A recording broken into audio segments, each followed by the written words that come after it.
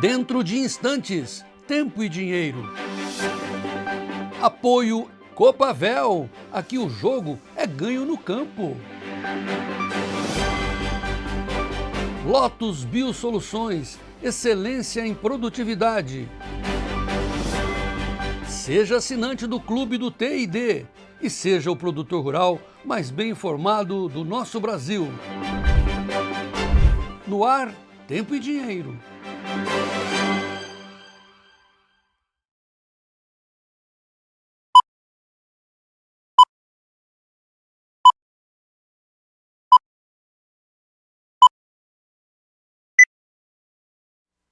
Olá Brasil, olá amigos produtores rurais, muito boa tarde a todos.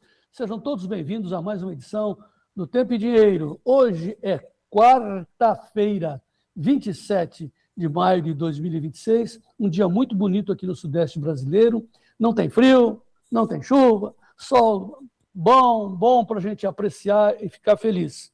Muito bem, olha, em termos de notícias, lá fora, primeiramente, não está definitivamente reaberto o Estreito de Hormuz para os petroleiros passarem, porque os acordos não estão estabelecidos. Inclusive, a Bloomberg está dizendo isso, que o Davi está colocando na tela, que os Estados Unidos negam o relatório do Irã sobre o projeto de acordo de paz para reabrir o Estreito de Hormuz. Ou seja, ninguém vai impor nada, né? O que o Trump está querendo é que o pó de urânio, que na verdade é urânio enriquecido, saia da mão do Irã. E os dirigentes, né, a linha dura do Irã, os militares, não querem saber. E para que eles querem, então, esse urânio enriquecido? Né? Para fazer bomba, né? E jogar em cima de Israel. Aí o Trump não concorda, é isso que se dá. Agora, também na área econômica, as consequências disso, desse vai e vem, é que, segundo a Investing, a guerra do Irã está dividindo os mercados globais entre vencedores e perdedores claros, aqueles que estão achando que o teto era o limite, que o céu ia, que os preços iam estourar, iam para cima, eles estão perdendo. Não fizeram hedge? Estão perdendo. Olha o petróleo descendo, o WTI 4,20% de queda, agora perdeu os $90, descendo em marcha batida 89,91, mas está muito longe dos $60 que estava desde o início do conflito, mas está descendo. O 4% e 21%. O Brent também desce 3,48% de queda, o vencimento para agosto 93,30%. Com isso, o mercado está entusiasmado, achando que tem acordo, sim, já está firmado, faltam pequenos detalhes, e aí segue o barco. Enquanto isso, aqui no Brasil, a notícia é triste, né? Que a nossa inflação ultrapassa limite superior da meta em relação aos preços dos alimentos, informação da Bloomberg, que espalha essa notícia para o mundo todo. Então, assim, nós estamos com uma inflação, principalmente nos preços dos alimentos, que subiram 1,38%. O IPCA 15, que mede o movimento da economia em 15 dias, que mede o supermercado, sobe mais que o esperado em maio por energia e alimentos e supera teto da meta em 12 meses, diz a Investing. E a folha é mais clara ainda em relação aos preços. IPCA 15 tem maior inflação para maio em 10 anos, fica acima da meta, supera o teto da meta e fica acima das próprias projeções que se fazia. Então, segundo o IBGE, a inflação subiu 0,62 no mês, 0,62 no mês, o mercado esperava 0,57. Alimentos e contas de luz pressionam, alta acumulada chega a 4,64. Mas por que o Lula não explode se ele está gastando rios de dinheiro para ganhar a eleição? Por causa disso. Né? Eu fui ao supermercado agora, né? E fui pontual, comprei uma coisinha aqui, outra coisinha lá, e dentro do supermercado, que é grande, dava para ouvir minha voz, o eco, uau, uau, sem ninguém. Enquanto isso, o nosso vizinho Milei, a felicidade do Milei, a economia do Milei está indo muito bem, a Bloomberg também registra que o Milei está aliviando o controle sobre o preço, enquanto as reservas atingem o maior nível em 7 anos. Uma onda de dólares entrando na Argentina está dando ao presidente Javier Milei espaço para permitir que o peso seja negociado mais livremente, que é o que ele quer, sem controle. E o que demonstra isso? Que a economia livre, né, que a democracia supera, né, o socialismo, o comunismo. Então, assim, o livre mercado, representado pelo Javier Milei, está vencendo, e as fotos e os dados e as manchetes mostram isso. E para encerrar a nossa sequência aqui, nós temos o Lulinha, em destaque. Até no Jornal Nacional de ontem, o filho do Lula foi destaque que em 5 anos ele fez 1.531 movimentações bancárias. Entre 22 e 26, ele movimentou 19,5 milhões de reais, quase 20 milhões em 5 anos. Veja o que o Jornal Nacional disse. De janeiro de 2022 a janeiro de 2026, Lulinha realizou 1.531 transações bancárias. Nesse período, movimentou 19 milhões e meio de reais, incluindo entradas, saídas e transferências entre contas dele mesmo. Nos 5 anos analisados, 9 milhões e 700 mil reais entraram nas contas e as retiradas praticamente repetiram o mesmo volume, 9 milhões e 700 mil reais. A maior parte dos créditos, segundo a quebra de sigilo, veio de resgates de fundos de investimento, 4 milhões e 400 mil reais.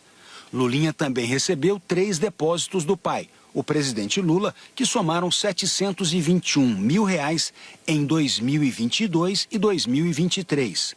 No mesmo dia de dezembro de 2023, em que recebeu um desses depósitos, Lulinha depositou um cheque de 157 mil reais assinado por Paulo Tarcísio Okamoto, atual diretor do Instituto Lula. Os extratos mostram ainda créditos da empresa em que a esposa de Lulinha, Renata de Abreu Moreira, é sócia, além de recursos de consórcios, previdência, seguros e operações não identificadas. A quebra de sigilo mostra ainda que a maior parte do dinheiro foi transferida para outras contas do próprio Lulinha.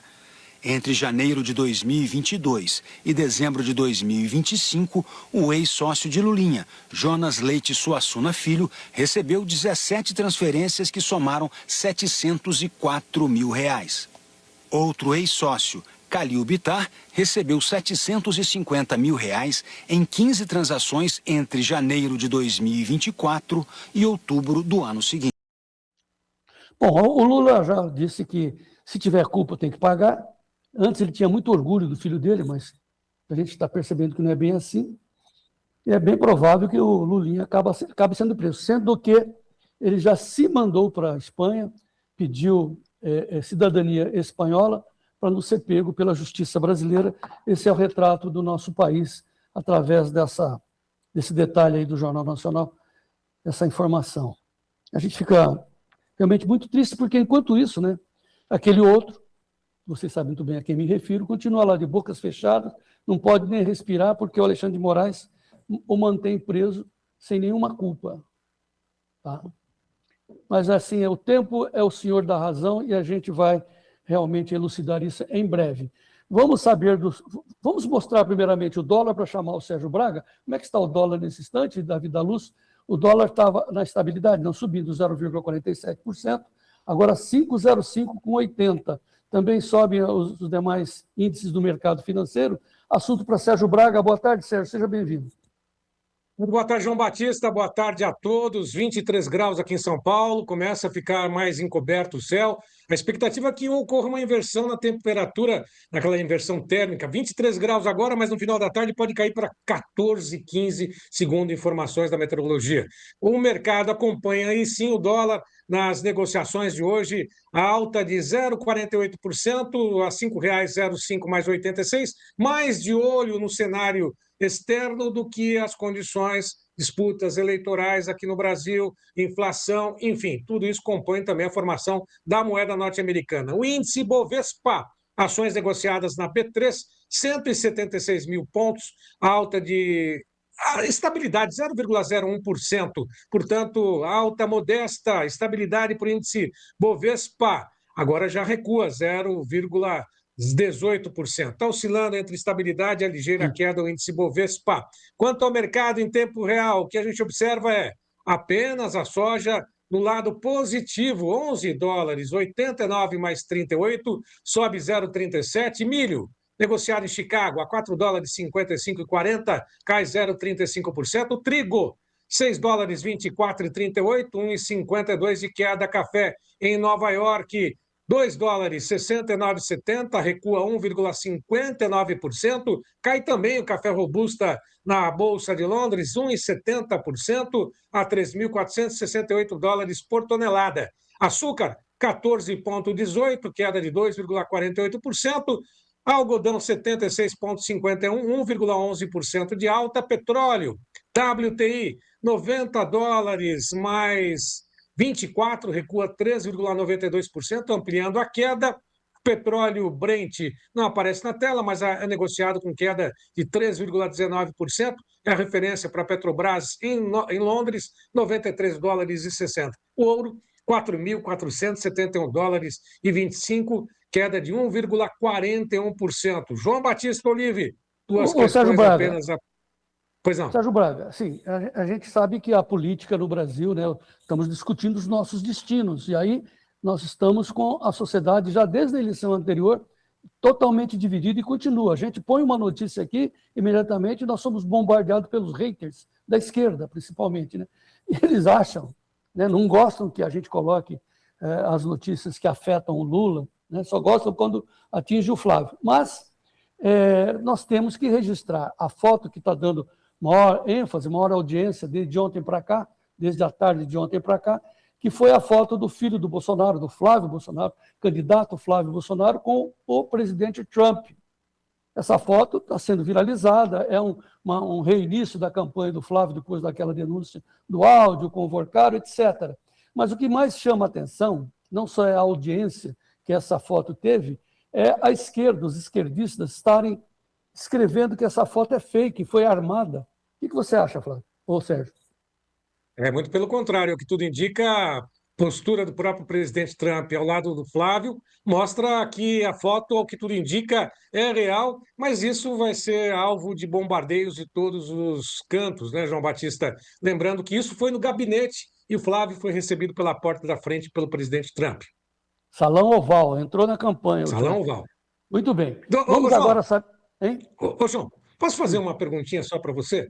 Você sabe que alguns momentos tem o combustível, dizem que tem o DNA, dá para localizar de onde foi a refinaria. Será que aquele urânio que o Irã está negando entregar para os Estados Unidos teria DNA também para saber de onde foi fornecido? Será que isso pode acontecer também, João? Bom, mas uma reflexão apenas. Aquele navio que chegou aqui já foi bombardeado pelas forças americanas. Muito bem. O Vlamir está aqui já buzinando aqui na nossa orelha, querendo entrar. Então, vamos às notícias da soja. Daqui a pouco você passa os preços da soja. Já, Sérgio Braga. Vamos, Davi da Luz, chamar o Vlamir Brandalize. Notícias da soja no ar.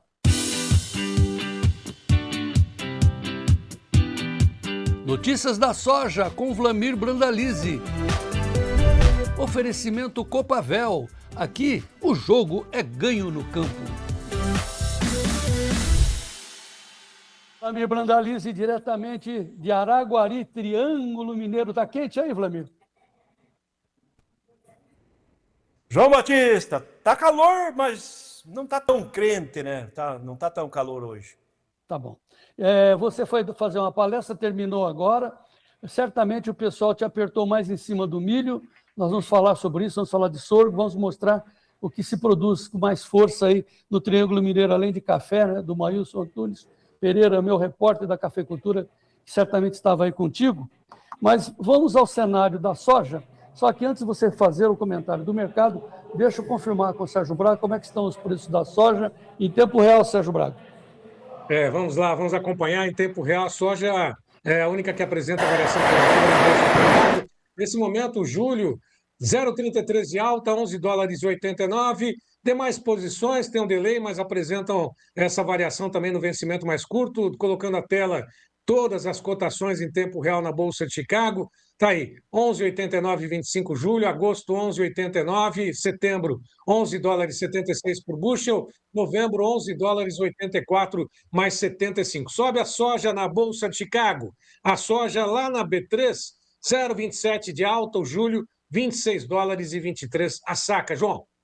Pois é, esses rojões que nós estamos ouvindo ao fundo, certamente lá do Vlamir Brandalize em Araguari, o pessoal está comemorando a subida da soja, Vlamir? Olha, João Batista, estão comemorando que está aqui diretamente no programa. Nós vamos soltar foguete para escutar no programa. O pessoal está ali com o celular ligado. A maioria dos Legal. produtores manda abraço para o João Batista e fala para o Sérgio mandar chuva para cá. Eles estão falando para o Sérgio mandar chuva para cá. É, né? Mas você estava na Feira da Única, isso, exatamente, aí, né? Isso. Lá no Triângulo A Mineiro. Daqui a pouco a gente vai experiência única mostrar.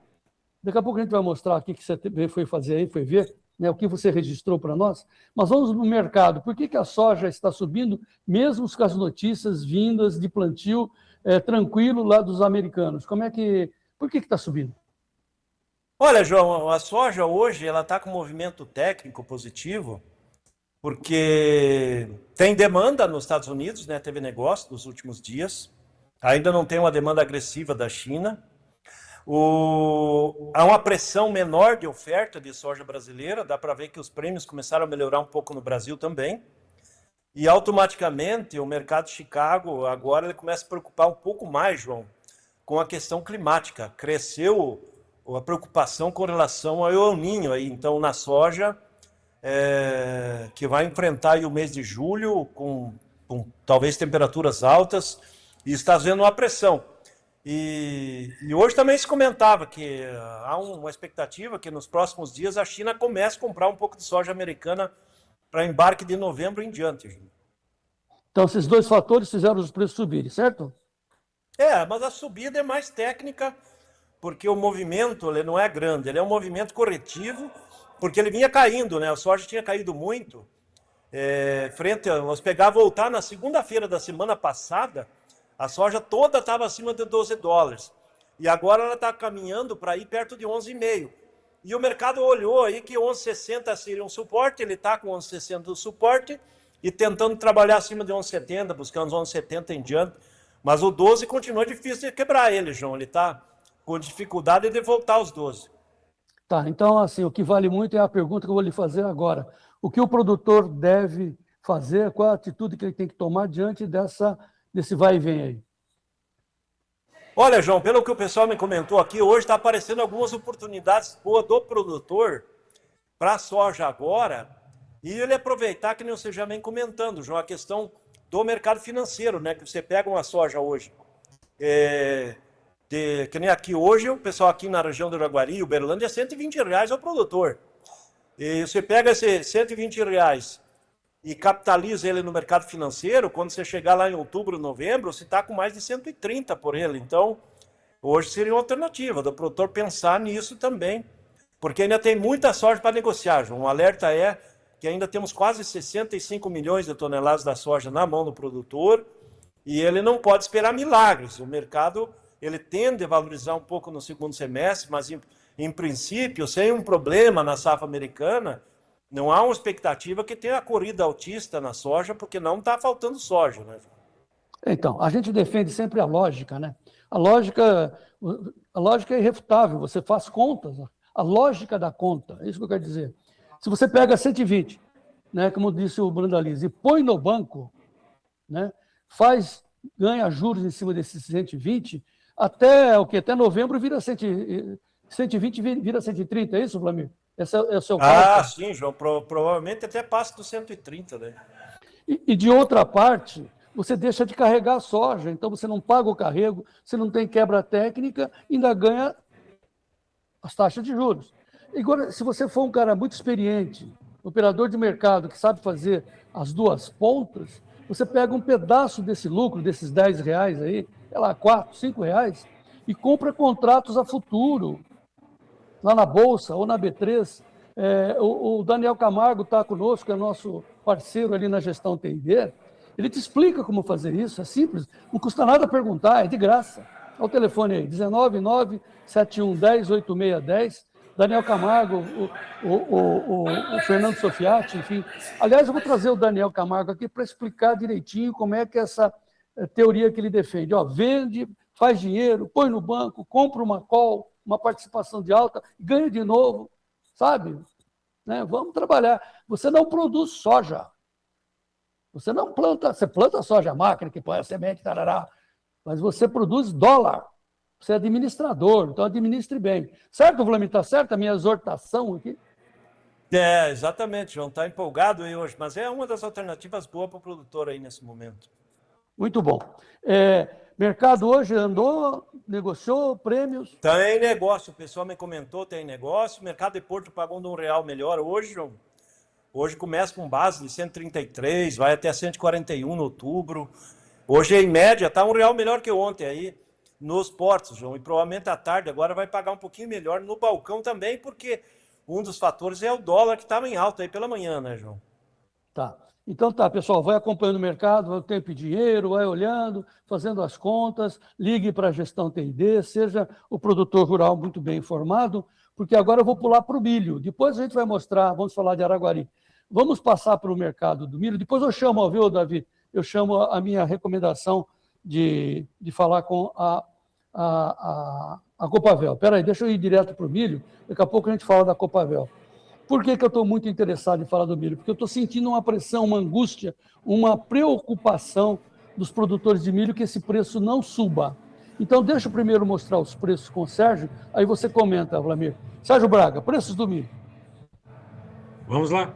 Acompanhando queda na Bolsa de Chicago, todas as posições. Julho, 4,55,52 de queda. Setembro, 4,62,75, 1,5 de queda. Dezembro, 4,80,50. Março, 4,95, 1,5 de queda. Na B3, base Campinas, sacas em reais. Julho, R$ 65,55, recua 0,91. Setembro, R$ 68,25, 1,2 de queda. Janeiro, R$ 73,52, cai 0,97. E o março, R$ 75,11, 0,40 de queda. Cai em Chicago, cai na B3. Então, Vlamir, cai ali, cai aqui. Então fala aí, o milho caindo. Como? E perdeu o áudio, na hora H perdeu o áudio. O milho, o preço está caindo, Vlamir. Na B3 sim, mas aqui está estável, né? O pessoal está reclamando que o milho não sobe aí. Desde fevereiro está igual. Isso é no Brasil todo, né? Mercado parado. E, João, agora é a colheita, né? O milho está safrinha, está entrando em ponto de colheita. E mesmo que tenha quebra de safrinha, como as lavouras aqui tem quebra, é muito milho que vai chegar, né, João? Ele não tem como reagir, principalmente que embarque de exportação, ele começa a ganhar ritmo em agosto. Então, nesse momento, o primeiro milho que chegar vai abastecer as indústrias, né, João? E a indústria fica em posição de conforto, né, João? Essa é a posição. De um lado o comprador, do lado o vendedor. O vendedor quer que suba na colheita. O comprador sabe que não paga mais da colheita. E essa briga continua. E a colheita vai começar. Está começando no Mato Grosso e vai ganhar ritmo. E tem muito milho para chegar. Isso é a questão. E isso atrapalha. Provavelmente depois da colheita que o produtor vai ver uma mudança. Uma mudança também vai sentir, porque vai ter queda de plantio da safra de verão. E aí vai faltar milho no começo do ano que vem. É como a gente apontou aqui para o produtor. Esse ano vai ser aquele ano, e quando chegar na virada do ano o milho, lá no dezembro, janeiro, ele dá aquele repiquezinho de valorização. Fato que no ano passado não teve, né? E você acha, está me ouvindo bem, Vlamir? Tudo bem aí com o meu áudio? Estou te ouvindo, pode falar. Tá. Pode falar. Mas você acha que o comportamento do produtor de milho, ele tem que também ter o mesmo comportamento do produtor de soja, ou seja, vender o milho agora, fazer lucro na bolsa e fazer uma posição de alta lá para janeiro, dezembro? Olha, João, a questão é que a bolsa ela não tá trabalhando dentro dos fundamentos efetivos. Então, ela provavelmente vai subir, mas talvez não suba no mesmo ritmo que o milho físico pode subir. Então, esse é o problema. Por enquanto, a soja tem essa condição melhor de ser vendida e trabalhada na bolsa, com uma posição de alta, e o milho vai ter uma posição de alta na bolsa, mas o produtor, se vender agora, ele vai pegar o fundo do poço, né, João? Ele vai vender na bacia das almas. Agora é o pior momento para vender milho, né? Muito bem esclarecido. Quer fechar o mercado do milho para a gente seguir? Olha, João, o alerta fica que, pelo que a gente tem visto aqui no Triângulo Mineiro, uma região importante de alta tecnologia, o milho está muito afetado pelo clima. Tem perdas grandes que até agora a Conab não mostrou, os estimativos não mostraram. A safra talvez não seja tão grande como tem sido apontada por aí. Temos que ver aí quando começar efetivamente a ganhar ritmo a colheita, né? Muito bem, então vamos recorrer agora ao repórter Vlamir Brandalize para mostrar o vídeo da agricultura no Triângulo Mineiro, o que eles estão fazendo lá de bom, sempre fazem de bom, mas onde está o foco da agricultura do Triângulo Mineiro pelas lentes do Vlamir Brandalize. Veja aí. Aí o café do Araguari, chegando Araguari. Olha aí a entrada do evento Araguari, Minas Gerais. Aí pessoal, aqui ó, o céu azul do Araguari, ó que bonito aqui ó. Mas o bonito é ver o produtor aqui unido. Olha aí quanta gente aqui. Um evento único, olha que beleza, ó, a credibilidade aí do produtor nas tecnologias aí. Isso aí. Batista, amigo do Tempo e Dinheiro, aí ó, você gosta de girassol, tá aqui. Também é uma alternativa para o pessoal de Safrinha. E tá aqui nesse dia de campo aqui de Araguari. Hoje temos sorgo, milho, girassol, trigo, pastagens, mix para cobertura. Essa é a tecnologia. O produtor está correndo atrás para buscar produtividade, para escapar de produtividades baixas, para se manter financeiramente produtivo e economicamente viável. Isso aí. Muito bem, vamos. Pera aí, Vlamir, deixa eu grudar outra matéria sua sobre o sorgo, que você defende muito o sorgo aí em cima, né? Brasil Central, com pouca chuva, é melhor fixar no sorgo. E o pessoal do Triângulo trabalha muito com sorgo, veja aí. Aliás, sorgo. Sorgo veio para ficar aqui no centro do Brasil, Goiás, Bahia, Tocantins, Maranhão. É o produto futuro. E aqui na região de Uberlândia também vai sair mais uma indústria de etanol aí, baseada em sorgo e milho. Aí você sentiu então que tem pouco milho, é isso que eu entendi, ou tá na média? Como é que é isso? Não, as lavouras de milho estão normais esse ano, João. O problema do milho aqui é que quase todas as lavouras foram afetadas pelo clima seco, né, João? Então, com exceção das áreas de pivô irrigadas, que o produtor conseguiu colocar água, a maioria das áreas do milho safrinha tem perdas de 30%, 40%, 25%. Tem produtor que nos apontou aqui que perde 50% do potencial produtivo. Então, tem perdas, essa é a questão. E é por isso que eu fiz o sorgo, João, porque os cultivares de sorgo estão sendo mostrados aqui, que é lançamento já para a nova safrinha, são cultivares de sorgo aí de 150 sacos, 180 sacos por hectare, em que ele se dá muito bem essa condição de chuvas menores aí que acontece, de corte de chuva mais cedo. Então, as lavouras de sorgo aqui, elas estão sobrevivendo bem com relação ao tempo de seca. O produtor aqui dessa fazenda, ele me apontou que tem 52 dias sem chuvas e o sorgo está resistindo bem, está evoluindo bem, João. É essa questão que o sorgo é uma cultura de condições mais áridas, né? Então, é mais um cultivo que veio para ficar e eu acho que vai implantar bem na próxima safra. Então vamos ouvir o produtor. Fala, produtor, ao Vlamir Brandalize. O problema é do clima, né, Davi? Põe aí. Aí pessoal, João Batista, amigo do Tempo e Dinheiro, tem o José Márcio Piaça, que é aqui na fazenda onde está tendo o evento hoje na Única.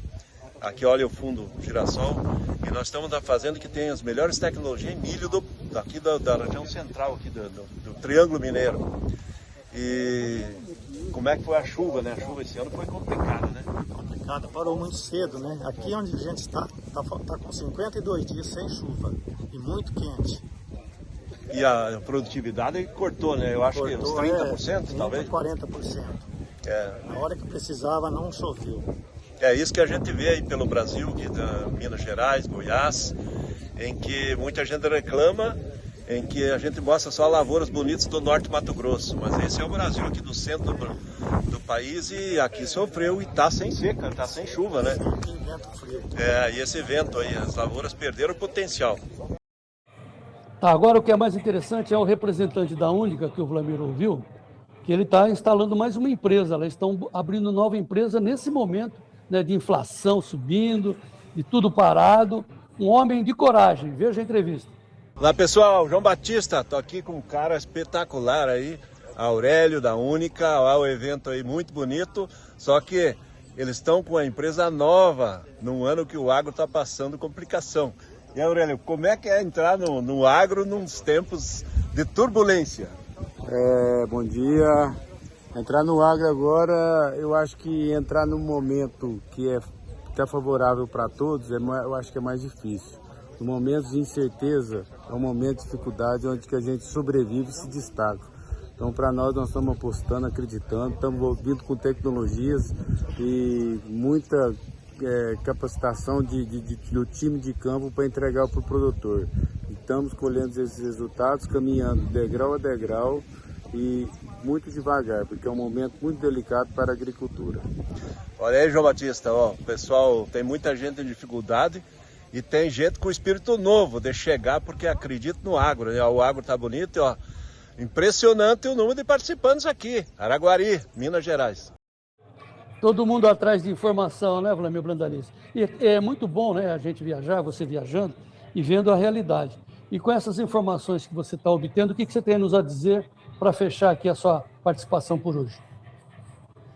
Olha, João, eu quero homenagear o produtor. Aqui hoje tem centenas de produtores que são guerreiros, né, João? Porque se eles não fossem guerreiros, em ano de dificuldade política, econômica, juros altos, clima, ele estaria abandonando, né? Porque ele está tocando um negócio gigantesco aí. Qualquer propriedade hoje você fala em milhões e ele está acreditando, né? Dá para ver que o pessoal criar uma empresa nova aí para trabalhar com a área de insumos no setor agrícola, quando muita gente está em dificuldade, é sinal que o setor tem futuro, né, João? É isso que eu vejo. E tem que dar os parabéns para o produtor estar resistindo aí e certamente vai ter sucesso para frente. Tem uns que têm sorte na vida, né? Tal do Lulinha, 20 milhões. Tá bom, vamos lá, vamos focar no tempo e dinheiro. Vlamir Brandalize, bom retorno. Abraço para todo mundo aí em Araguari, Triângulo Mineiro. É isso aí, João. Mandaram um abraço para você de novo. Um abraço a todos aí. Um abraço, Davi. Sérgio. Viva o Brasil. Sérgio, manda chuva aí, Sérgio. Vamos tentar. Tá mandado. Ok, Até amanhã. abraço, Vlamir. Até amanhã, um abraço. Até amanhã. Deixa eu passar para o Sérgio Braga, porque ele tem as informações de pecuária, do café, de hortifrutis, do clima, mas eu quero completar dizendo que esse bloco aí teve oferecimento da Copavel. Veja aí.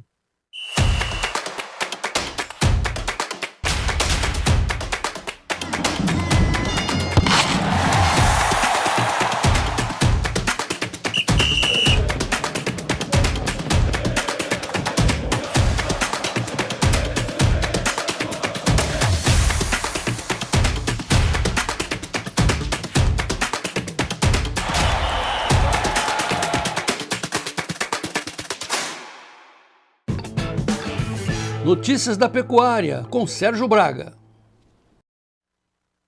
Reta final do mês de maio, última semana, boi gordo a futuro patinando, negociações mistas no vencimento de maio, 347,50, 0,14 de alta, rolagens e posições para o junho, que sobe 0,13% a 352,40. Julho, 346,35, recua 0,10. Agosto, 344,40, queda de 0,23.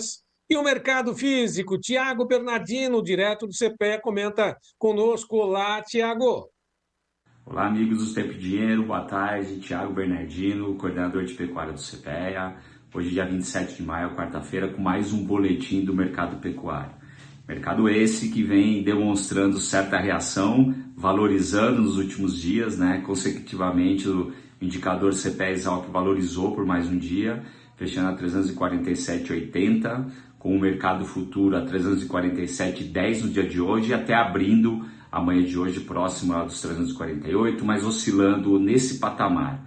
Um mercado que reflete, por um lado, a baixa liquidez de negócios, com o pecuarista tentando, obviamente, preços melhores. Em momentos, dependendo da negociação, o volume conseguindo 355, até mesmo 360, mas um patamar de negociação muito próximo dos 350, 348, como foi o indicador de ontem.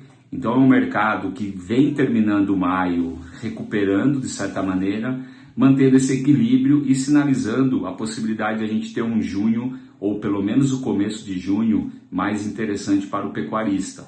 Sempre lembrando a dinâmica de embarques para a China e motiva essa corrida em termos de negociações. E é claro, o pecuarista ele precisa ficar atento, obviamente, posterior isso, julho, principalmente, que deve ser um outro cenário.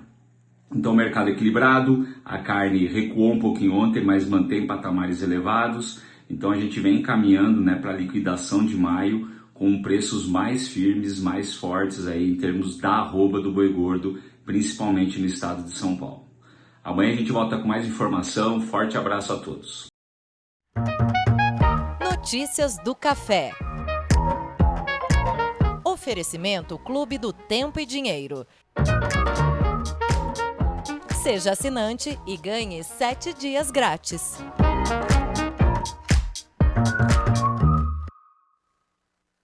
Café em Londres recua 1,42% a 3.478 dólares a tonelada. Em Nova York, o café segue pressionado. Todas as posições, julho, 2 dólares e 70. Setembro, café em Nova York, 2 dólares e 62,10. Dezembro, 2 dólares e 54,25. Março, 2 dólares e 51,95. Na B3, sacas em dólares. Dezembro, 311 dólares e 45, queda de 1,78%.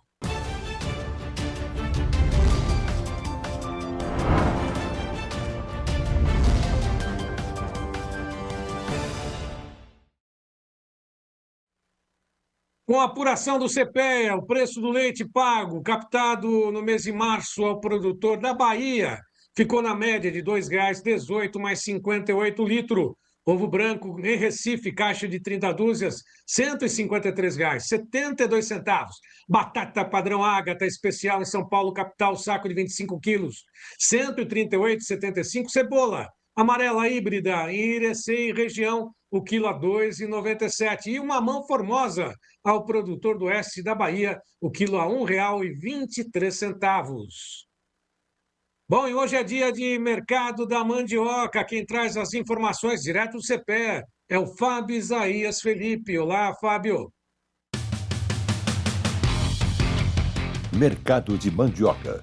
Oferecimento Simp, Sindicato das Indústrias de Mandioca do Estado do Paraná.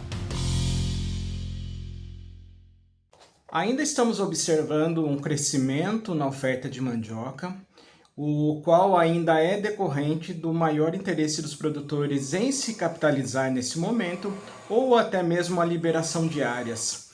Consequentemente, em algumas situações, o volume ofertado tem superado a demanda industrial e a consequência disso tem sido preços mais pressionados em todas as regiões. Na semana passada, as médias recuaram em todas as regiões que o CPEA acompanha, as quais são do Mato Grosso do Sul, São Paulo e Paraná. A média CPEA, considerando essas regiões, teve queda de 2,1% na semana a 85 centavos por grama de amido, considerando a raiz posta-fecularia. Vale destacar que esse preço está 12% abaixo daquele de mesmo período do ano passado. E os derivados também vêm com pressão maior sobre os valores, tendo em vista a baixa liquidez, uma demanda mais arrefecida por estes. No caso da fécula, a queda semanal foi de 2,9% na semana passada, valor que está pelo menos 9% abaixo daquele de período equivalente do ano passado. Farinha fina com 1,6% de queda e farinha grossa 0,7% de desvalorização. Bem, desenhamos o cenário da semana passada e o que estamos observando para essa semana que estamos agora também é de um avanço até que considerável no ritmo de colheita e comercialização de mandioca, ainda considerando os motivos dos produtores, que é principalmente se capitalizar nesse momento. Então, caminharemos para mais uma semana de oferta bastante elevada e hoje, terça-feira, os preços já vêm sinalizando estarem abaixo daqueles da semana passada. E, claro, tendo em vista que os preços caíram ao longo de todo o mês, provavelmente, caminharemos para uma queda de preços nesse mês de maio. Então esse é o mercado que a gente tem observado, resumidamente, oferta crescendo e do outro lado, baixa liquidez pelos derivados, que tem acarretado quedas de preços ao longo da cadeia. Brevemente voltamos para conversar mais sobre o mercado. Até uma próxima. Mercado de mandioca tem o apoio do Simp, Sindicato das Indústrias de Mandioca do Estado do Paraná.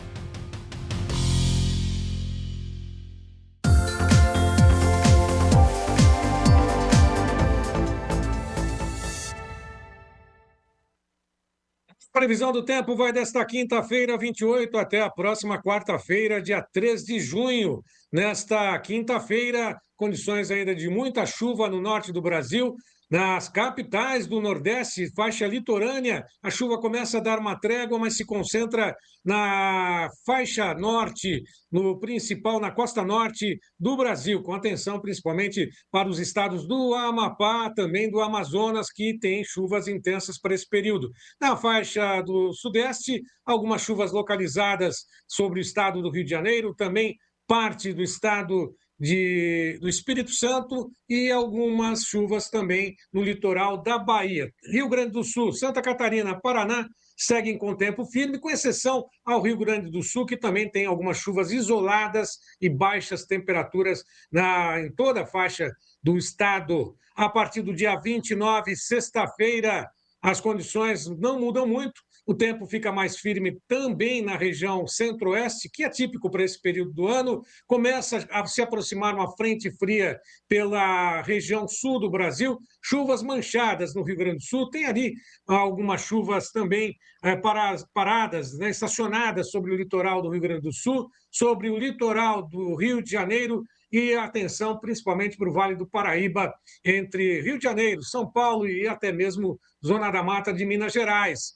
Espírito Santo ao norte, chuvas, a região norte também com muitos volumes altos sendo registrados. Brasil Central, Goiás, Distrito Federal, com tempo firme e calor nesse período. A partir do dia 30, sábado, uma nova frente fria vai se aproximando, vai seguindo em direção ao Rio Grande do Sul, mas se aproxima e se concentra sobre a faixa leste, atingindo também outras regiões do estado de Santa Catarina, parte também do Paraná, e se concentra em alto mar.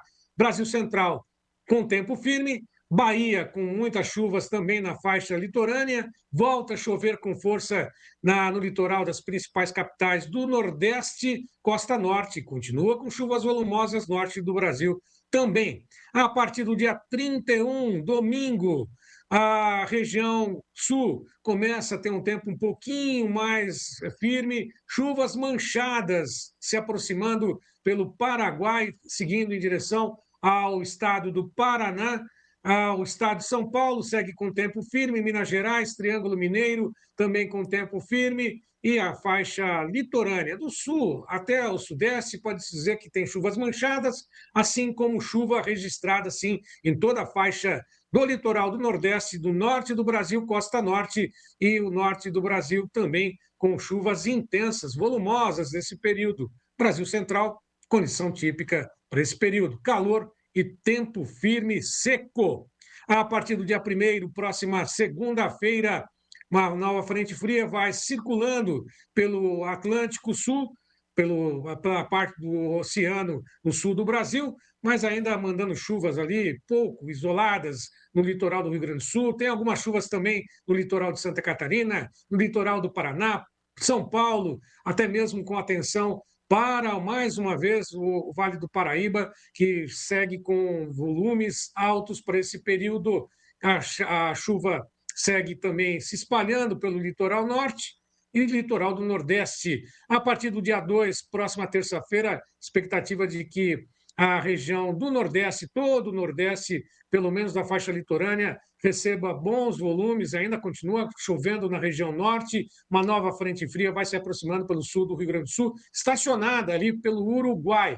E você vê Brasil Central, parte do Sudeste com tempo firme. Na próxima terça-feira, como é que fica a condição do tempo? A expectativa de que a chuva vai se aproximando aos poucos, diante de baixas temperaturas também registradas no sul, sudeste, lá pelo Rio Grande do Sul, na fronteira com o Uruguai. Na região do litoral, mais uma vez, as chuvas seguem com alerta para a região sudeste e o norte do Brasil, com chuvas volumosas nesse período. Vamos direto à Serra Catarinense com Ronaldo Coutinho. Olá, Ronaldo. E vamos a mais uma previsão para o tempo e dinheiro. Aqui nós temos os próximos 5 dias. dá para ver que nós vamos ter aí uma situação de chuva mais concentrada, como de praxe nessa época do ano, ao norte do Brasil. Aqui está mais ou menos a linha do Equador, então ao norte do Equador a chuva é mais significativa. Essa região aqui concentra mais no sábado e domingo a chuva. Em Minas também, boa parte, praticamente, essa chuva que está indicando aqui vai ser no sábado e domingo, pode ter algumas pancadas, deve ser uma frente fria que vai estar passando por aqui, então vamos ter algumas pancadas de chuva nessa faixa aqui de Minas, Rio de Janeiro, sul do Espírito Santo. Alguma coisinha também no fim de semana pode vir aqui no sul e oeste do Mato Grosso, mas é mais nuvens do que chuva. Mesma coisa no Goiás, Mato Grosso do Sul, aqui é principalmente na sexta para sábado. E aqui no sul, tu vê que é pouca chuva, que vai ser entre sexta e sábado, vai se formar uma estabilidade, depois vai embora e entra mais um ar seco no domingo. Quando a gente pega aqui os 15 dias, de 27 até o dia 10, muita chuva aqui ao norte do Brasil, como de praxe, aqui passa de 250 milímetros de chuva. Então chove bem no Amapá, norte do Pará, Roraima, norte do Amazonas, pega aqui Manaus também, aí vai descendo, já diminui bem na parte sul do Amazonas, Pará, Acre e principalmente Rondônia. Dá uma melhora na chuva aqui no leste da Bahia, da Chapada em direção ao leste, pega aqui partes da região da Cealba, do Cisal, até alguma chuva perdida aqui no oeste da Bahia, na região de Irecê pode ter. Também aparece alguma chuva aqui entre Goiânia e Brasília, sul, sudeste, sudoeste de Goiás, aqui é o oeste e norte do Mato Grosso. Mato Grosso do Sul volta a ter uma boa chuva na metade sul e oeste do estado. São Paulo mais no litoral, Rio de Janeiro, uma boa chuva também para a época aqui no sul de Minas, pegando ali desde a região próxima a Araxá, Poços de Caldas, e já começou aqueles erros, né? Teve vários locais aqui do Rio Grande que colocava 5, 10, 15 milímetros e choveu 40, 60, 70 milímetros. Então tem que ficar atento que esses tipos de erro vão começar a ser mais frequentes à medida que a gente for avançando nos efeitos do El Niño aqui no sul. Isso vai ser um problema lá na frente. A chuva também vem ganhando força aqui na Argentina e Paraguai. Tanto que a anomalia está aqui, ó, nos 15 dias bem acima do padrão ao norte, grande parte do país normal, algumas áreas aqui da Bahia e do norte do país terão uma condição melhor de chuva, trazendo aí uma condição de chuvas um pouquinho mais favoráveis. E aqui no sul fica mais seco por causa desse período de massa de ar frio. Aqui vai oscilar bastante. Acredito que lá na sexta-feira ou semana que vem já muda de novo esse padrão. E aí na temperatura continua aqui, entre 4 e 10, está indicando a entrada de uma grande massa de ar frio que pode trazer temperaturas baixas. Nessa semana já vai ter frio, está entrando frio agora, na quinta e sexta vai ter geada aqui nas áreas tradicionais, região de Palmas, parte alta de Santa Catarina, no topo da serra amanhã já dá abaixo de zero. A perspectiva é que ali entre 4 e 10 de junho a gente venha a ter um frio mais forte. Se vai ou não pegar alguma área agrícola, assim de importância, a gente depois avisa, provavelmente na semana que vem. Da Climaterra, Ronaldo Coutinho. Portanto, as informações do Ronaldo Coutinho estão disponíveis também nas mídias sociais. Aliás, quem ainda continua conosco é o João Batista Olivo, porque tem muita polêmica, João. O que está acontecendo, né? Quer dizer que tem muita gente ainda levantando dúvidas em relação a esse encontro do Flávio com o presidente Trump lá nos Estados Unidos. Qual que é o debate, né? Porque levantou uma série de debates aqui nas mídias do Tempo e Dinheiro, né? O que está acontecendo, João? Pois é, Sérgio, assim, ó, depois do detergente, vem o debate da foto do Flávio com o Lula, com o Trump. Flávio com o Lula. Dizem, não, porque o Trump está sentado, ele não se movimenta. É uma foto, gente. Poxa. Aí depois tem a foto, né, do Eduardo, do Figueiredo, jornalista Figueiredo e tal, junto com o Flávio, né, junto com o Bolsonaro, meu Deus do céu, com o Trump, no Salão Oval. E o pessoal está dizendo que isso daí é fake, né, foi montado. Foi 1h30 de conversa, onde, claro, se estreitaram mais ainda as relações, onde o Trump perguntou para o Flávio como é que estava o Jair, né, que é a preocupação deles, são amigos, né, e o Flávio, claro que disse para o Trump que a situação do pai dele continua sendo uma situação esdrúxula, para dizer o mínimo, né? Continua fechado, boca fechada, isolado, só pode respirar, está sob o jugo do seu verdugo, né, o Alexandre de Moraes. Uma situação, claro, que o Trump já tem essa informação de cor e salteado e tal. Muito beleza. Agora, A esquerda fazer disso um cavalo de batalha é uma coisa que a gente tem que dar destaque, porque serve de exemplo de como é a manipulação que se faz das narrativas.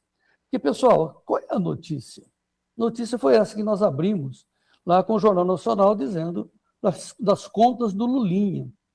E não só das contas do Lulinha. A notícia mesmo deveria ser o escândalo do roubo do INSS, o roubo dos aposentados, que o pessoal está querendo esquecer. Então, como assim? Não, vamos discutir outra coisa. Vamos começar, essa notícia é fake, blá, blá, e começa aquela bateção de cabeça, e nós aqui dando até espaço para isso. Mas necessário que a gente diga aqui é como é que você pode ficar 1h30 lá dentro. O embaixador brasileiro lá em Washington, o homem de Lula, saberia, abriria a boca imediatamente, né? Os adversários do próprio Trump. Imagina, o Eduardo Bolsonaro escreveu o seguinte: falsificar a imagem ao lado do presidente dos Estados Unidos, dentro do Salão Oval, seria algo muito grave. Enterraria a campanha, enterraria qualquer mínima credibilidade que eles venham a ter. Tal. Sabe? Pessoas que pensam assim são doentes. Então, assim, a gente tem que identificar as pessoas e dizer assim, esse cara não tem credibilidade, e nunca mais dar ouvidos a essas pessoas. Sexta-feira, como sempre a gente faz, nós estaremos repercutindo essas fotos, essa tentativa de narrativas oblíquas, né, com o analista político, o Paulo Moura. Ele vai estar conosco na sexta-feira, certamente iremos comentar isso e as suas repercussões, consequências. Mas eu volto a dizer, né, Sérgio? Você que é um professor de jornalismo, qual é a notícia, né? Sua primeira função lá dentro, né, é dizer para os seus alunos, pessoal, o que é notícia? Notícia é o roubo de milhões de reais dos aposentados. Isso sim. Concorda, Sérgio? É exatamente esse expediente que é usado hoje pela grande imprensa de desviar o foco da atenção do principal assunto, a chamada cortina de fumaça, né, para poder eventualmente fazer com que o debate vá para outros assuntos menos importantes, porque aqueles mais importantes estão sendo acobertados, né, por interesses outros que a gente sabe exatamente quais são, mas a gente não pode citar aqui, né, João? Muito bem. Sérgio Braga, eu agradeço você, mas antes, deixa eu pedir para o Davi, já que nós falamos de tempo e dinheiro, deixa eu falar de dinheiro, deixa eu ver como é que está o petróleo nesse instante, porque quando nós abrimos o programa, o petróleo estava descendo forte, continua, é 4,49, vai para 5 já, 5 de queda, né? Menos 5 de queda.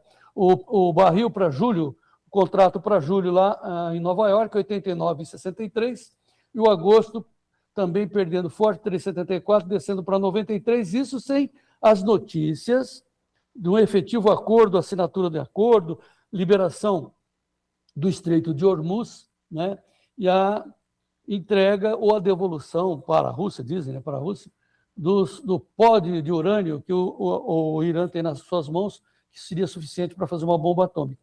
A hora que esses 3 pontos forem elucidados, aí sim esses preços tenderão a cair. Mais uma vez, eu repito aos nossos amigos do Tempo e Dinheiro, aprendam, façam, acreditem no hedge, que é uma proteção de preço, um seguro de preço. Como é que está o dólar, Davi? O dólar, nesse instante, está alta de 0,42 a 5,05, né? E, por fim, a soja em tempo real, só para balizar e encerrar. Soja subindo 3,13, 11,88, mais informações com o Vlamir Brandalize daqui a pouco no nosso clube. Aliás, deixa eu chamar a nossa mensagem final sobre o Clube do Tempo e Dinheiro, que são 15 grupos de WhatsApp, cada grupo é uma editoria de boi, de café, de clima, só um grupo só de clima, de política, para você ser o produtor rural mais bem informado do meu Brasil.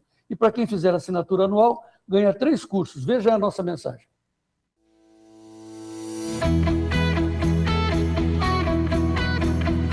Agora você ganha 3 cursos assinando o Clube do Tempo e Dinheiro. À sua disposição, 3 cursos. Primeiro, do Maurício Belinello, para você aprender a operar na Bolsa com derivativos, fazendo travas. E o segundo curso, do Vitor Caso, venda e compre na hora certa. E o terceiro curso, do professor Adolfo Saxida. Adolfo Saxida fez um curso de economia, está à sua disposição aqui no Clube do Tempo e Dinheiro. Como você faz para se transformar nesse produtor bem informado fazendo uma assinatura anual. De que forma? Pelo telefone, está aí na tela, 199 9813 2915. Seja um assinante anual do Clube do Tempo e Dinheiro e participe, tenha à sua disposição esses 3 cursos exclusivos do Clube do Tempo e Dinheiro.